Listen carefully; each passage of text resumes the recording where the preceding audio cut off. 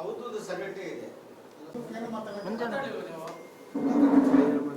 ಅದಕ್ಕೆ ಬಂದಿದ್ವಿ ಸ್ವಾಮೀಜಿ ಅವ್ರ ಶಾಪ್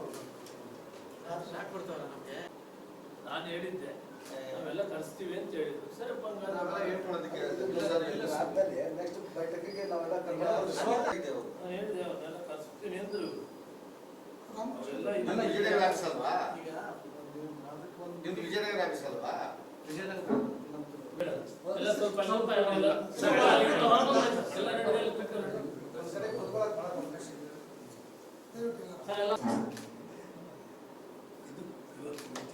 ಇದೇನಾಗಿದೆ, 3000 ಸಿಲಿಂಡರ್ ಪ್ರತಿದಿನ ಉಪಯೋಗಿಸ್ತಾರೆ.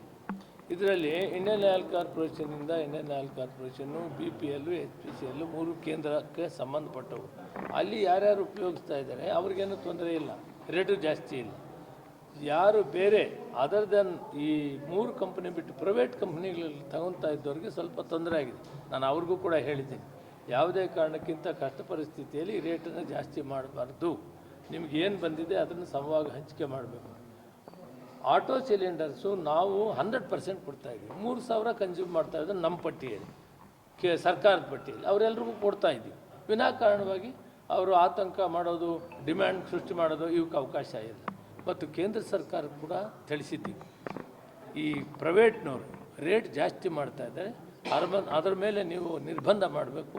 ಏನು ಸೆಂಟ್ರಲ್ ಆಯಿಲ್ ಕಾರ್ಪೊರೇಷನ್ಸ್ ರೇಟ್ ಕೊಡ್ತದೆ ಆ ರೇಟ್ಗೆ ಅವ್ರು ಕೊಡುವಂಥದ್ದನ್ನು ಮಾಡಬೇಕು ಅಂತೇಳಿ ಕೂಡ ಕೇಂದ್ರ ಸರ್ಕಾರ ಪತ್ರವನ್ನು ಬರೆದಿದೆ.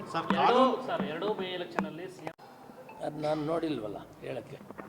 ಯಾಕೆಂದರೆ ಅವರು ಕೂಡ ಮನೆಗೆ ಅಲ್ಲಲ್ಲ, ಅವರು ಮುಖ್ಯಮಂತ್ರಿಗಳು ಇದೇನು ಒಂದೇ ಬೈ ಎಲೆಕ್ಷನ್ ಇಲ್ಲ, ಸಾಕಷ್ಟು ಬೈ ಎಲೆಕ್ಷನ್ ಮಾಡಿದ್ದಾರೆ, ಗೆದ್ದಿದ್ದಾರೆ.